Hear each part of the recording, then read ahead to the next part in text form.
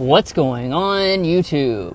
So Cadillac has completely revamped their crossover lineup over the past few years with new products such as this Optiq. And since the last time we spent time with the Optiq, Cadillac has added quite a number of improvements.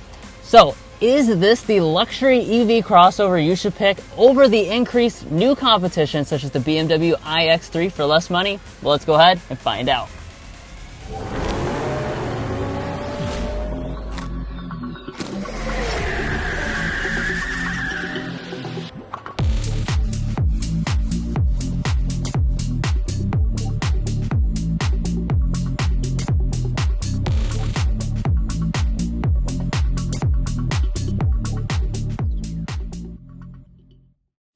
All right, let's kick things off with a quick spec dump. Now, since this model first came out, Cadillac has improved things such as the dual motor all-wheel drive system that we have today, now making 440 horsepower. It's got an 85 kilowatt hour lithium ion battery pack, and with the all-wheel drive system, the range is 303 miles. Now, the base price of the Optiq is $51,000, which is a lot less than some of its competition. And if you're looking to buy one or any vehicle, we'd encourage you to check out carconfections.com/newcarquotes. Now, of course, we can't wait to take this out for a spin to show you that increased performance. But first, we need to go ahead and look at the classy exterior as well as the pretty high-tech cabin. Now, since we last reviewed the Optiq, they did revise the trim structure to match with other Cadillac products. And in terms of the exterior design, it continues with this very sleek and sporty appearance. At the same time, I do think it is more conventional looking than some of that upcoming competition, such as the iX3. So you'll notice up here in the front with our sport grade, we've got the blacked out lower fascia through here, dark finish to the grille, and by the way, it is illuminated on all versions. Now, as you move over here to the lighting, you have advanced LED lighting as standard equipment, of course. If you choose the premium versions, that's going to give you cornering lamps in addition to the animations. And then you'll see the turn signal indicator up there with the stacked crystals running down. Now, as you walk around to the back, it continues to look quite sporty in the rear. Yeah, I think it's a little bit sportier than stuff like the Lyriq. And as far as individual design touches on how they make it look so sporty, we have the spoiler right up here. You also have a very sloped off glass with no wiper. We have a secondary spoiler through this section. And then, of course, we do have the Cadillac logo prominently through there. And speaking of the logos, for 2027, they've actually kind of simplified the branding back here. That's one of your changes this year. They've gotten rid of the torque figure and Newton meter, so it just says E4. Now, dropping down to the lower fascia, this is all a piano black, and you have a 1,500-pound tow capacity. And as far as your taillights, these are, of course, going to be very premium. They're fully LED for all of your components. They have an intricate design to them, and I really like the overall look. Let's talk about the wheels next. You have a 20-inch alloy as standard equipment on all versions. You can upgrade to 21s if you want something a little bit larger, but as you can see, this has a nice contrast look on this Sport. You have some gloss black trim around the wheel arches and the lower part of the body. Since our last review, they have switched this vehicle to NACS, so that North American Charging Standard. And as far as our mirrors are concerned, blacked out finish up here, and these are fully loaded on all versions, including auto dimming and power folding. Now at the side, the Optiq comes in at 189 inches in overall vehicle length, which is around 10 inches shorter than a Cadillac Lyriq. And in terms of differences compared to that bigger brother model, you'll see that this kind of window surround here is intricately designed with that glass theme that they were talking about at the media drive. And then you also do have a black roof that is going to be optional here on this model. Speaking of the color choices, you do have 3 new color options for 2027. There's a new stone color as well, which looks really quite cool.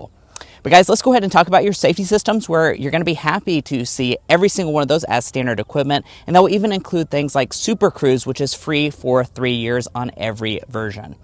Guys, there's a lot of standard equipment on the inside, so now let's take a look at that. But first, if you're new here, we're brothers, and we've been reviewing cars since we were 12 and 16. We started young, and since then, we've reviewed over 2,000 cars at every price point. And if you want to know about all the latest and greatest rides, then make sure to subscribe to be a part of our Car Confections family. Let's learn a lot and have some fun with all the newest cars. All right, now on to the inside. First here is our Cadillac key fob. It's the brand's typical fob, and you do get remote preconditioning on the fob itself. Getting inside the vehicle, it's got the pop-out door handles here. Just kind of grab those. And then we can take a look at the interior. So very modern looking space with a lot of unique materials. And before we get into those individual details, let's start by talking about the seats. Now this vehicle does not come with real leather on any of the versions. It comes with IntelliLux, which is a synthetic leather. It is pretty realistic feeling. We just have the standard version. If you get either of the premium trims, it will come with perforation, and the V has a slightly different seat as well. Nice looking cloth accents through here. We've got the traditional black. You can get some unique color options, including a blue, which is very expressive. The seats themselves have 12 ways of power adjustment over here on the door trim. You got your lumbar support right there. Standard lumbar massage on all models, memory seats, and then your standard seat heating. Ventilation is also available. Let's go ahead and climb inside. Now, since this vehicle automatically starts up as soon as you shut the door, everything's already fired up, but let's go ahead and dive into the rest of the cabin materials. They're all made from recycled materials, so you have a leatherette across the door trim here with stitching details, cloth trim that goes all across the top there, real metal door handle. The upper part of the dash is a soft touch plastic. We have more of this accenting cloth, kind of a plastic trim running through here with the texture, and then more cloth and texture trim through here. Again, you can customize this to a lot of different types of materials and really cool color options. Now, with the vehicle all fired up, you can see immediately we're greeted with this big display. We've got a 33-inch display. It is standard equipment on all models, and really it's a good time to just go on and mention that most of the equipment you see inside of this interior is standard on all of the Optiqs, which again is kind of something that is good to contrast against some of the German competition, which is going to make you option on a lot of these types of features. Now, moving to the gauge cluster part of the screen, you can see we've got the Google Map display up right now. You can customize it to a few different designs right through there. You can get a head-up display as well if you choose a premium sport or premium luxury. Moving back to the steering wheel, typical Cadillac design, nicely leather wrapped. It is heated as standard equipment and manual tilt and telescoping. Next up, let's open up our center console here and get into our interior storage. You'll see we have it loaded down with donuts inside. And how many donuts, you might ask? 9 donuts. So that is pretty good. It definitely looks very narrow, but it's pretty deep as well. And then you have your wireless phone charging pad located right there. Your phone just kind of stands up against the console. 2 cup holders right there, a little bit of storage, and then you have this giant pass-through area. You know, you can just kind of use this for whatever you need, toss a purse or something like that, a grocery bag, and then you've got a storage shelf here, which is quite deep. Will also be good for a phone. The shifter is up here on the column, electronic style. Just pull down for drive, press up for reverse. When you go into reverse, here is our standard 360-degree camera system. Nice resolution on this. You have active trajectory as well as the overhead view, and you can adjust a few of the angles as well. That's actually an interior camera that you can activate from that screen and then switch to different views. While we're in this area, let's talk about the audio system. So you got your volume knob right there for a 19-speaker AKG audio system. Let's give that a sample right now.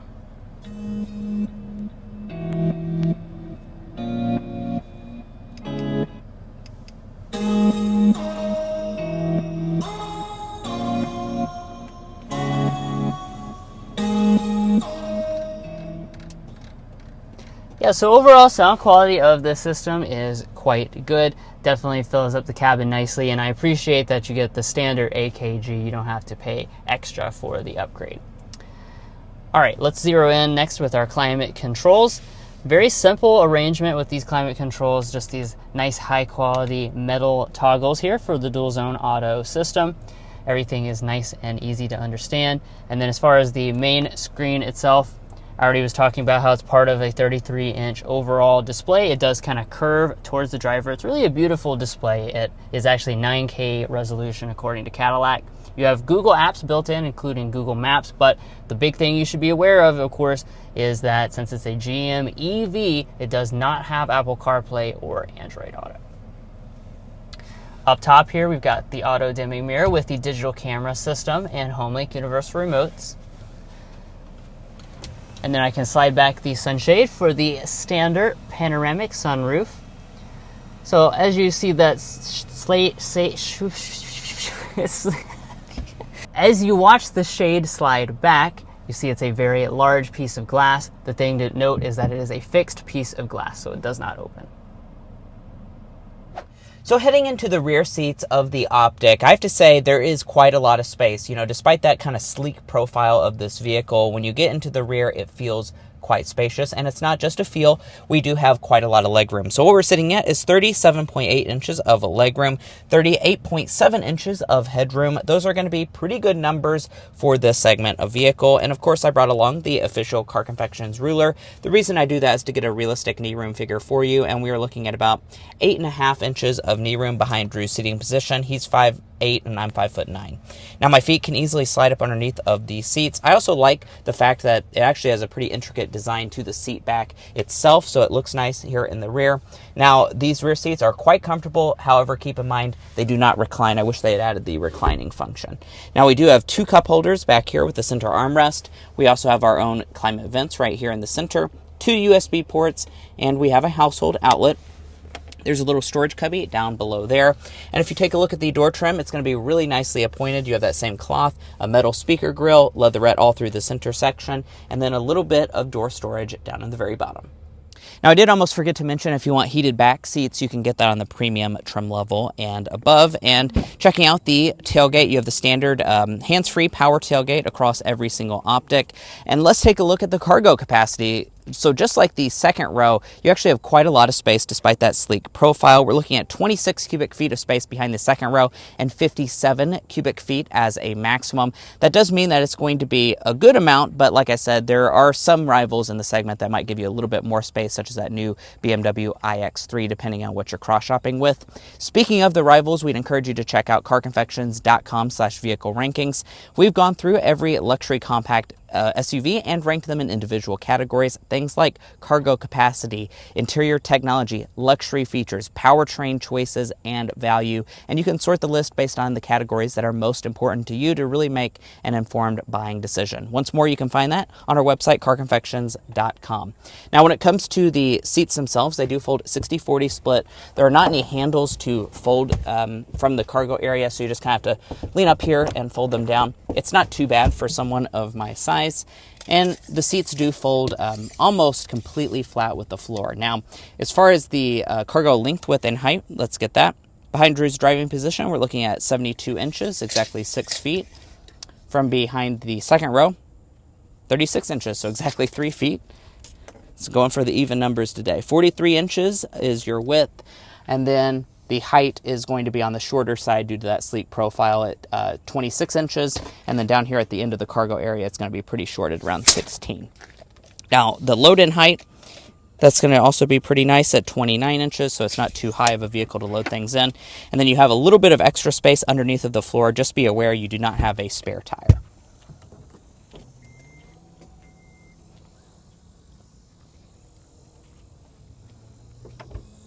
Well, guys, here we are behind the wheel of the 2027 Cadillac Optiq, and this test drive we'll be discussing quite a lot, as you can see on the screen right now. But first and foremost, we need to go ahead and start with that hard acceleration so you can see that upgraded power.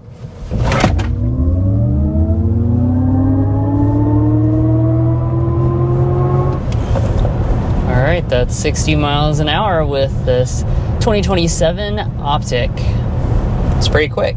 Pretty quick, that's for sure. Now, we were talking a lot through the video about the upgrades that they've made since the last time we reviewed it. This debuted in the 2025 model year, and they made some enhancements to things such as specifically this dual motor all-wheel drive version. They bumped the power up pretty significantly. So we have 440 horsepower and 495 or 98 pound-feet of torque. So really nice power figures with that dual motor all-wheel drive system. Still the 85 kilowatt hour lithium ion battery pack. And all in all, you know, that gets you to 60 miles an hour in 4.3 seconds. So it's hard to complain about that. Yeah, it's definitely enough to really push you back in your seat and give you that nice sensation of acceleration. Now, they do still offer a rear drive variant for those of you that want to save a little bit of money. It is $3,500 if you want all-wheel drive, so it's a little pricey. That's going to have 315 horsepower, 332 pound-feet of torque. So that's still going to be more than enough power for the vast majority of people, but for those of you wanting that next level of performance, you can get that here. Right, and we're not talking about it just yet, but when it comes to the range, it's not a big difference between that, so having the extra power is really nice. Yeah, and it's a good middle step between, the normal versions and then going for that full V, which they do offer as well, which has even more power if you want that.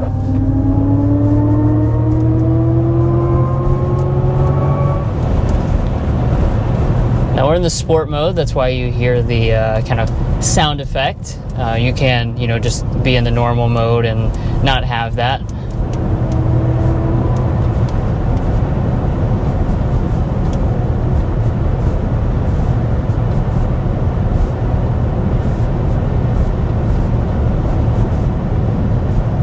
All right, and there was our sound level reading going 55 miles per hour in the 27 Optiq. We made sure to turn off that sport mode where you get a little bit of amplification, and when you do that, you get a really, really good reading. 51.4 decibels is our sound level reading here in this Optiq. It certainly feels like a really quiet cabin, and that is indeed backed up by our sound level reading. We don't have to sit here and guess how it compares, though. We can find that on our website, carconfections.com.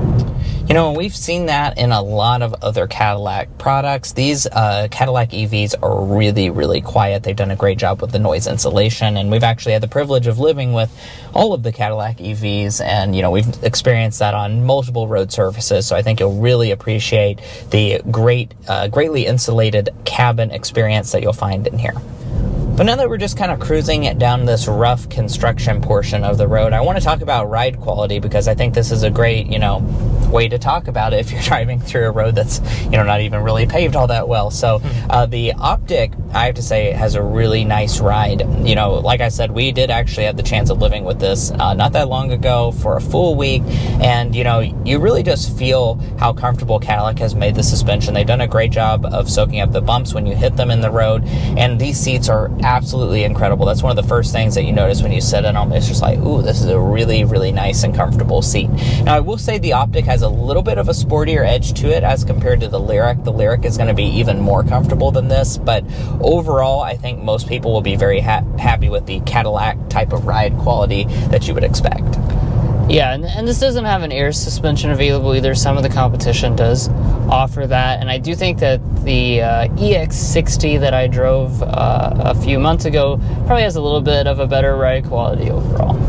Now, like what Mason was saying, the Optiq is designed to be a little bit smaller, sportier, more athletic than the Lyriq, and you can tell that when you go around some corners. So as I kind of sling it around that corner in the sport mode, nice balance to this. You have just a little bit of body roll, but it's nicely controlled. Feels like you're, have good balance. The steering, not overly super fast or anything like that. Just the kind of the right amount that gives you a little sporty edge, but not going overboard. Of course, if you want the most sporty experience, that's what they've designed the V for. Yeah. And let's go ahead and talk about range figures, because that is one area where you will see quite a bit of lag behind some of the newest rivals like EX60 and BMW iX3. Those have really exceptionally good range, and this is just going to be, pretty okay range. So the rear drive version is 317 miles on a charge. As Drew mentioned, that they all have a 85 kilowatt hour lithium-ion battery pack, regardless of what powertrain selection you choose. The all-wheel drive comes in at 303 miles of range. So, you're looking at probably about 100 miles less of range than some of the max options in the competition. And the V is around 278 miles if you want to go for that max performance model. Now, important with that range is your charging specs. Now, last year they did add NACS charging, so you get that straight from the factory, which is certainly quite good. And as far as the speeds, it is pretty fast. You can get around 81 miles of range in around 10 minutes. And you can also option on for 19.2 kilowatt home charging if you want a little bit faster charging as well at home. Let's talk about today's slam dunk and airball. I will start with the slam dunk, and that's going to be the fact that this really is quite value packed overall. You have, a lot of equipment, like we said, all of it or most of it is standard equipment compared to the competition. It makes you option on a lot of things, and this has a lower starting price, so really this is kind of the luxury value option. Yeah, and on the airball side, there's really a lot of things to love about this car. I would just say that the range is probably going to be the biggest holdup, especially, as EVs evolve. That next generation of EV product kind of comes out, like the iX3, the GLC, the EX60 that can get 400 miles of range. It is going to be a little bit of a harder sell to just sacrifice for 300 miles for a lot of people.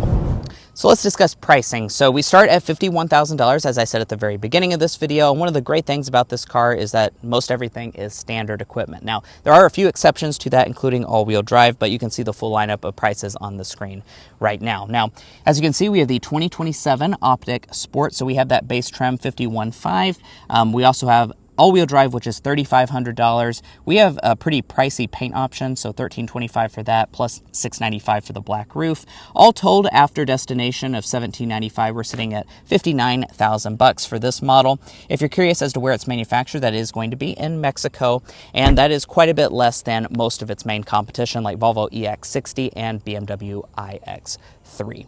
Now, if you're looking to buy a Cadillac Optiq or any vehicle, we'd encourage you to check out carconfections.com/newcarquotes. The reason you should do that is because we have a tool on our website that will connect you with local car dealers in your area to get you the best price. It's also going to give you access to invoice pricing information, which is a great tool to use if you plan on doing dealership negotiation.